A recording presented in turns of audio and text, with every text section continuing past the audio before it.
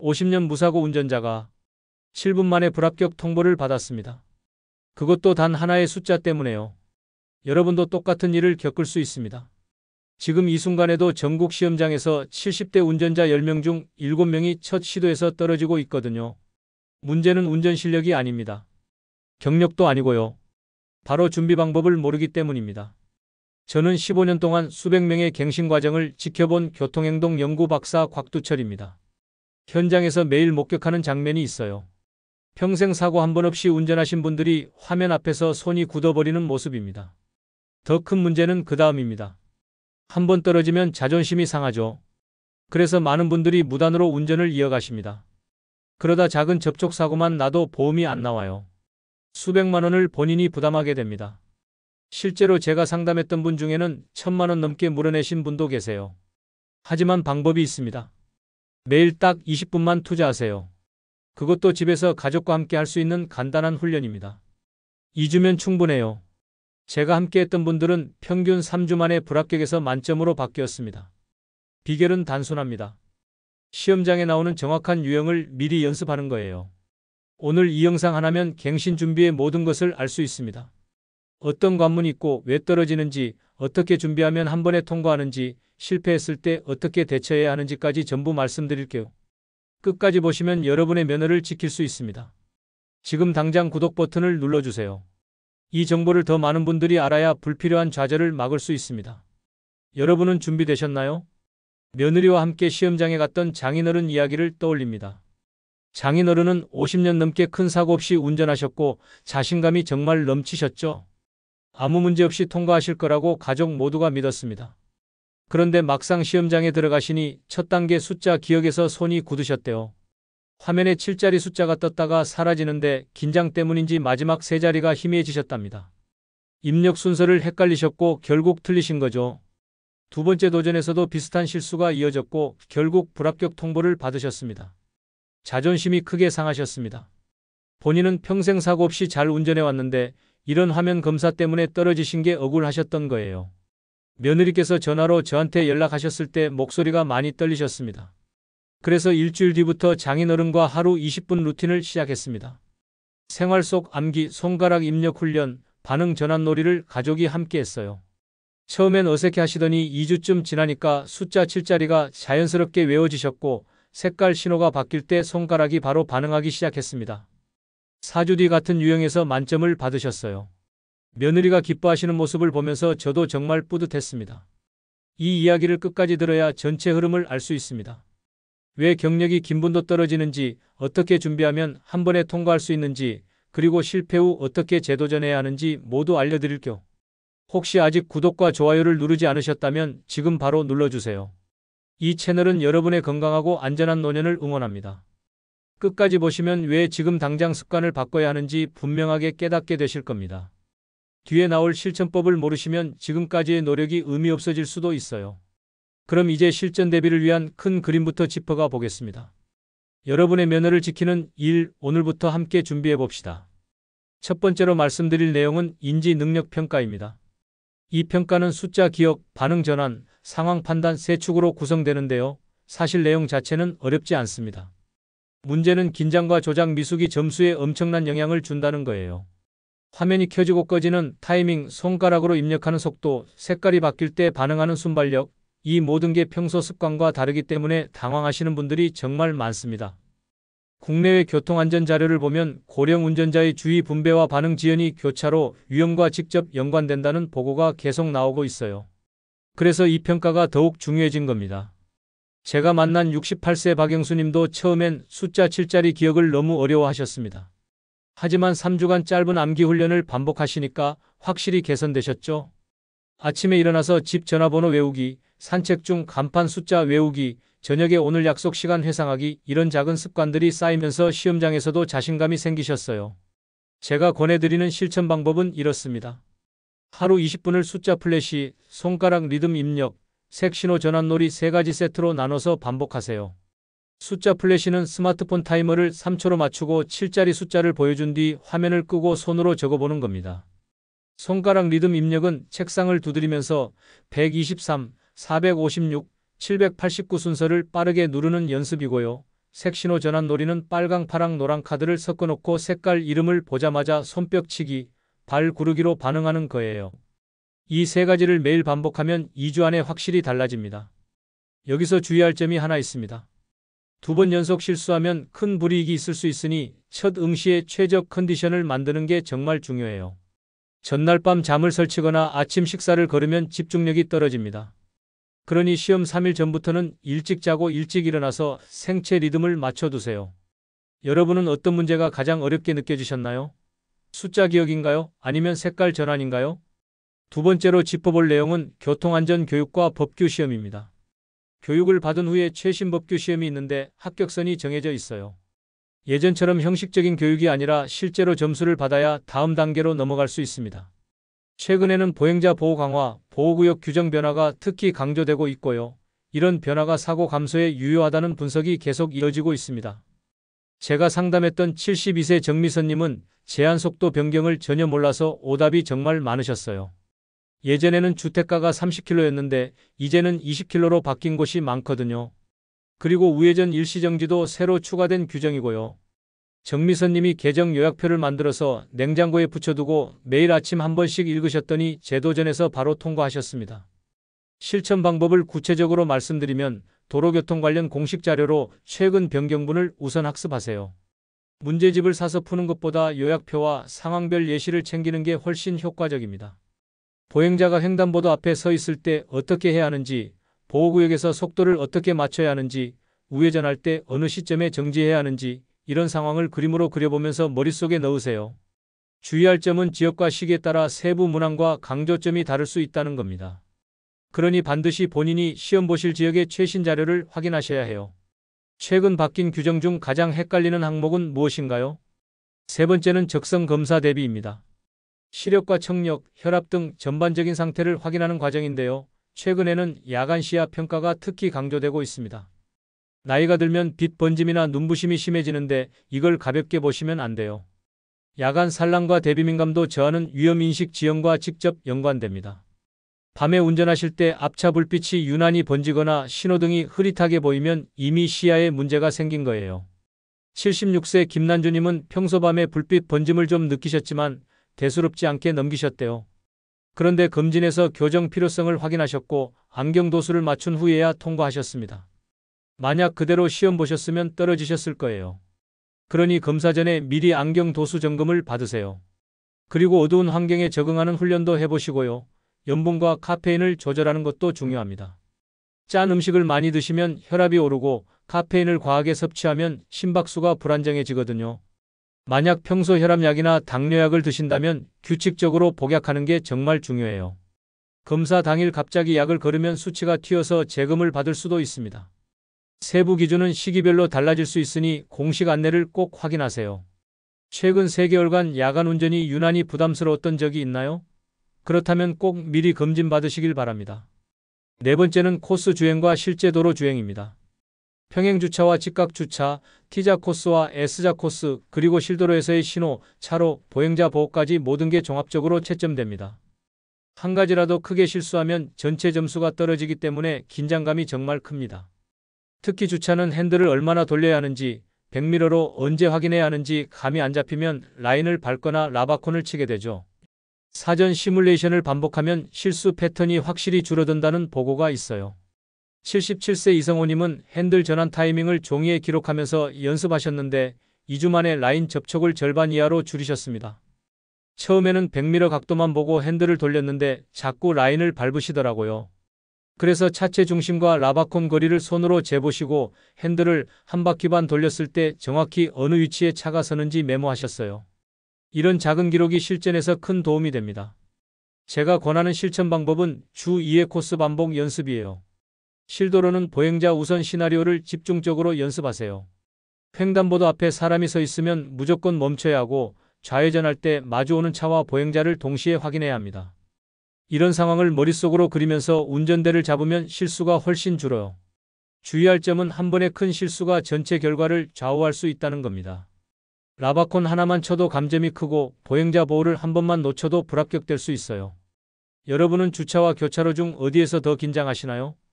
5번째는 실패 후 리스크 인지입니다.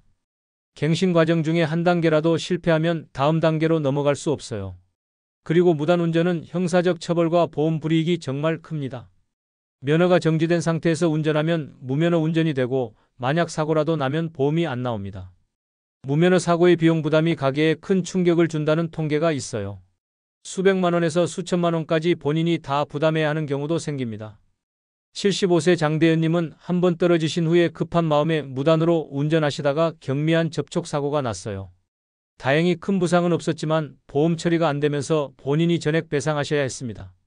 금액이 생각보다 커서 가족 모두 힘들어하셨죠. 그래서 제가 강조하는 실천 방법은 이겁니다. 불합격하시면 즉시 운전을 중단하세요. 그리고 제도전 계획을 차근차근 수립하시고 대체 이동수단을 검토하세요. 택시나 가족 차량 또는 지역 콜 서비스를 활용하시면 됩니다. 법규와 제도는 지역과 시기에 따라 다를 수 있으니 본인 지역 경찰청이나 도로교통공단 홈페이지를 꼭 확인하세요. 혹시 제도전 전에 운전을 이어가셨던 경험이 있으신가요? 정말 위험한 일이니까 절대 그러시면 안 됩니다. 6번째는 면허 반납과 대안 이동입니다. 반납은 패배가 아니라 안전과 경제성의 선택일 수 있어요. 시험을 여러 번 봐도 계속 떨어지거나 본인 스스로 운전이 부담스럽다고 느끼신다면 반납을 고려하는 게 더 현명할 수 있습니다. 대중교통 지원과 바우처가 이동권을 충분히 보완한다는 평가도 있고요. 지자체마다 반납 시 교통비 지원금을 주거나 콜택시 이용권을 제공하는 경우가 많습니다. 80세 박순자님은 반납 후 교통비 지원과 콜 이동 서비스를 활용해서 생활 반경을 오히려 넓히셨어요. 차를 관리할 필요도 없고 주차 걱정도 없고 사고 위험도 없으니 마음이 훨씬 편하다고 하시더라고요. 실천 방법은 거주지 지자체의 지원 유형과 신청 절차를 미리 확인하는 겁니다. 동사무소나 구청 홈페이지에 들어가면 자세한 안내가 나와 있어요. 주의할 점은 지원 금액과 방식이 지역마다 다르다는 겁니다. 어떤 곳은 10만 원 상품권을 주고 어떤 곳은 매달 교통비를 입금해 줍니다. 여러분 지역의 지원 제도 아시는 범위에서 댓글로 공유해 주시겠어요? 이제 이 관문들을 실제로 통과하게 만드는 세부 루틴을 확장해서 정리해 보겠습니다. 먼저 하루 20분 인지 훈련 세트에 대해 자세히 말씀드리겠습니다. 이 훈련은 숫자 기억 3세트, 색 신호 전환 3세트, 손가락 리듬 입력 3세트로 구성됩니다. 총 9세트를 20분 안에 끝내는 거예요. 각 세트는 2분 정도 걸리고 세트 사이에 1분씩 쉬면 딱 맞아떨어집니다. 여기서 주의할 점은 연속으로 실패하면 좌절감이 커지니까 세트 간 휴식 1분을 꼭 지켜야 한다는 거예요.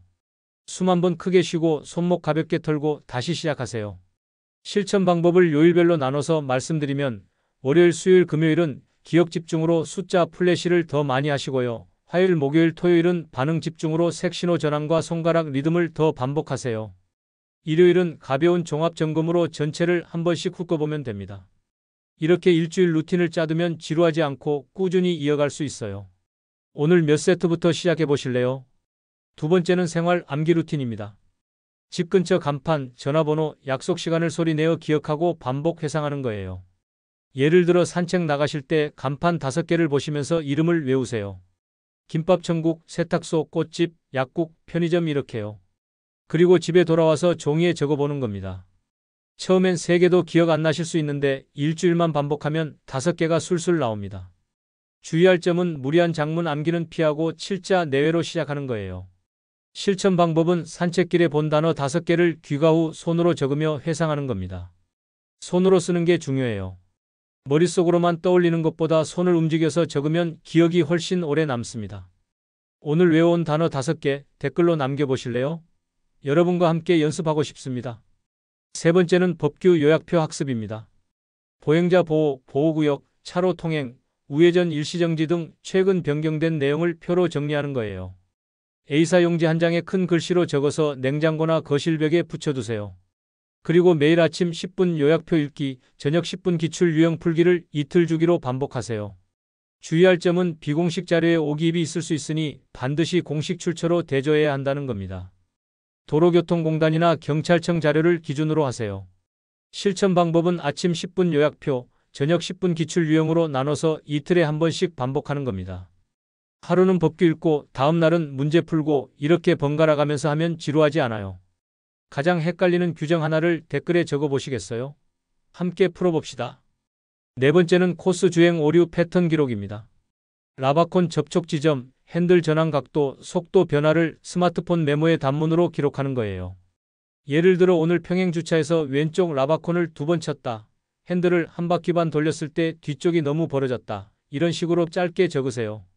주의할 점은 무리한 반복이 피로를 유발하니 최대 40분 내로 제한하는 겁니다. 너무 오래 하면 집중력이 떨어지고 오히려 실수가 늘어요.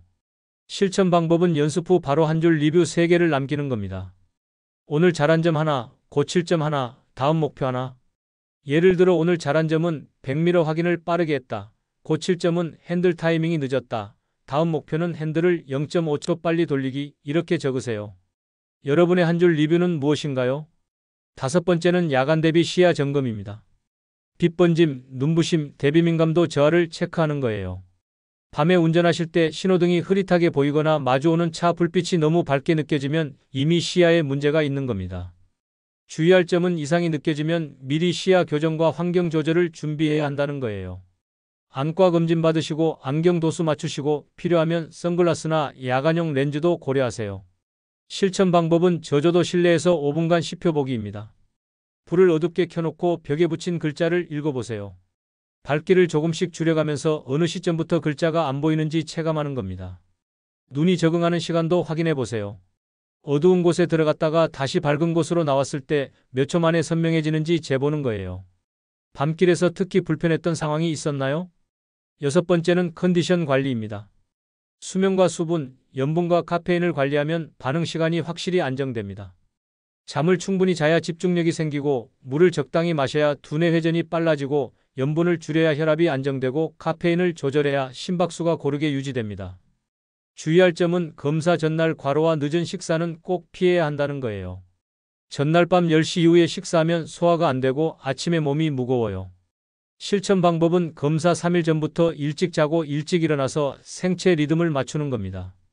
평소 12시에 주무시던 분이라도 3일 전부터는 10시에 누우세요. 그리고 아침 7시에 일어나서 가볍게 스트레칭하고 따뜻한 물 한 잔 드세요.